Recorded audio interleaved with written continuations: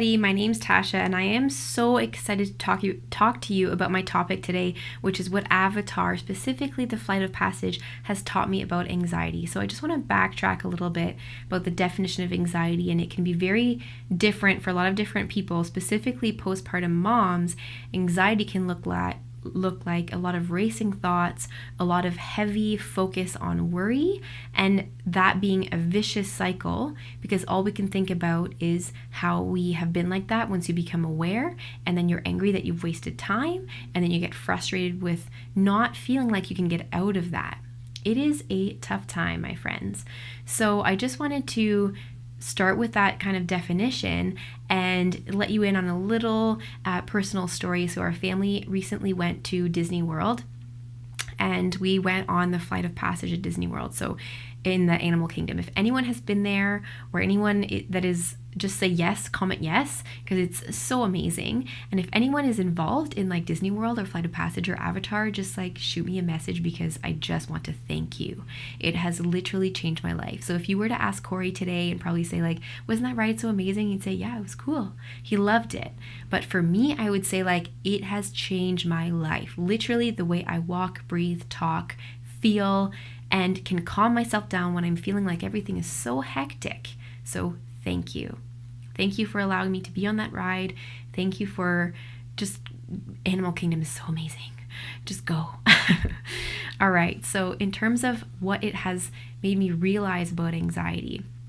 So when we talk about anxiety, when we talk about feeling like we're in this like feeling anxious, worries, like racing thoughts, cannot get out of it, you often hear things like find your happy place, develop a mantra to just kind of slow down, get back to your breath. And yes, there can be a lot of different things related to self-care that can help you feel more calm in that moment. But the idea that I want you to think of is a concept. So I want you to think of the concept of getting back to your happy place. And I can tell you, my friends, I have found my happy place, and it is literally flying through Pandora. Like, I took a video after I flew this ride to capture how I felt. And I think I said like 100 times, I just flew. Like, oh my God, I just flew.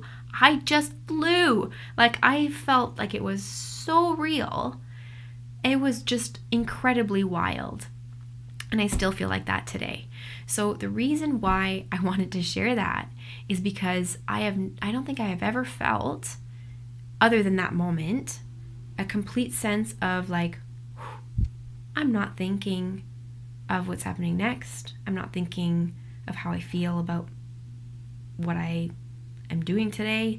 I'm not thinking about whatever.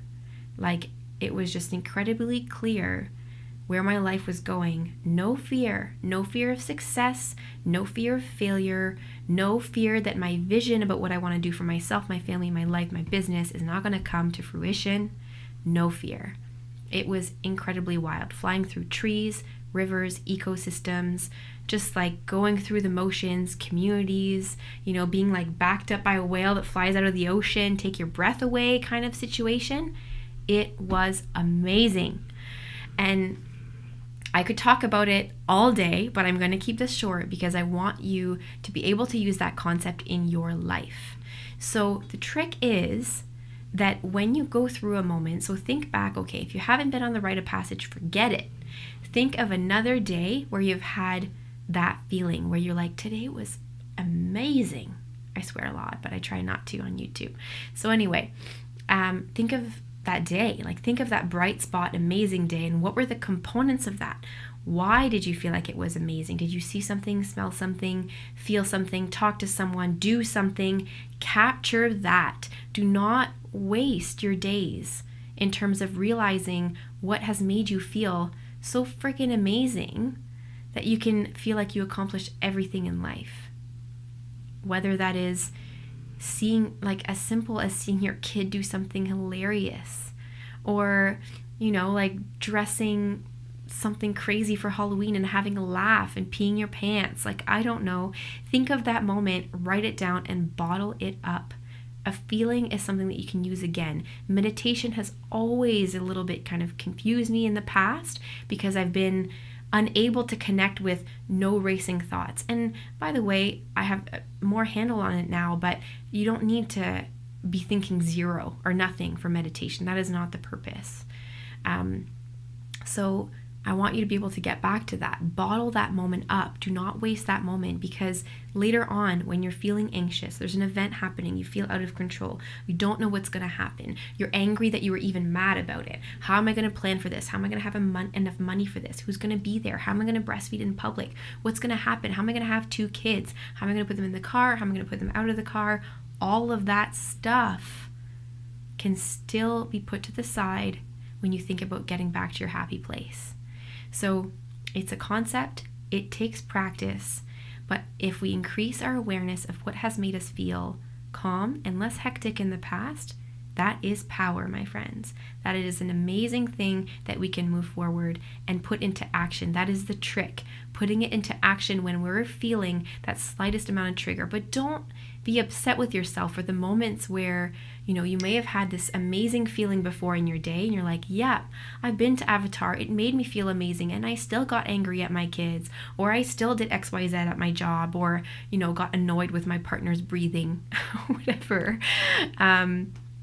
Anyway, that is okay. Like, we are humans. Do not be hard on yourself.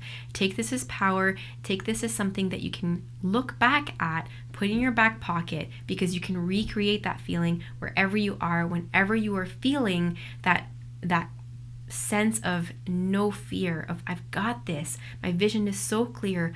I can breathe. This is amazing. Let's do this. What are we going to do after? Who cares? This is all good. That's what I want you to think about. No racing thoughts, no worries, just extreme clarity on being calm. So I know that self-care is tricky because I really focus on the mindset of self-care. We have to talk about like bubble bath, blah, blah, blah. Yes, that's amazing. Changes your physical environment, changes your heart, changes your mindset. But I want you to focus on the self-care of growing into a person, growing your mindset and being who you want to be, feeling like how you want to feel to accomplish things that you want. So self-care is so tricky. We can waste a lot of time, energy, and stress just looking at all these different methods that other people are doing. Don't compare yourself, by the way, but find what's best for you. So this cheat sheet is going to be so amazing. 10 strategies to help you establish self-care. You can really kind of cut down different methods and find what works for you to help you live a more calm life. So love you guys. Thank you so much for listening to this video. Please like or subscribe below, and I cannot wait to see you next week. Bye.